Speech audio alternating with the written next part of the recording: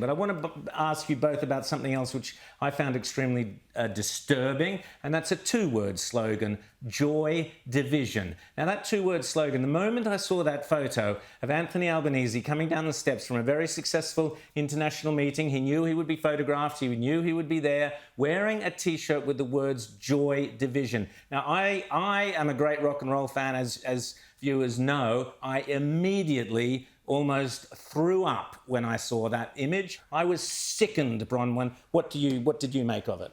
I looked at it in disgust.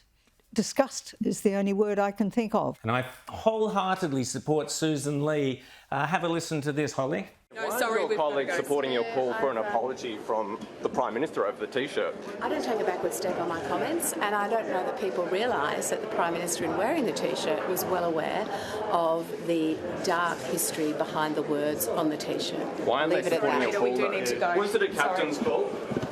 So, Holly, I'd love your thoughts, and also your thoughts on some of your former colleagues, such as Tim Wilson and even Susan Lee's deputy, seem to be reluctant to condemn Albanese over that repulsive T-shirt. Holly.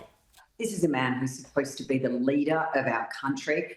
There's an expression, dress for the job you want, not the job you've got. Well, maybe we need to send him back out on the road and he can go DJing again. It was absolutely a disgraceful misjudgment. I think Susan Lee's 100% right on this. I do think there's a couple of my former colleagues who like to get their names in the headlines just for disagreeing, not because they've got anything of substance to say. I think Susan's 100% correct to call it out. Now, Bronwyn, just before we go, Prince Andrew, they're going to go for him. They've stripped him of every title. They've stripped him of this and they've stripped him of that. What did you make of the King's actions towards his younger brother? I think he had no choice but to proceed. Once those emails started to come out, he was placed in the position where he had to act. And he is acting as the king, not as a brother.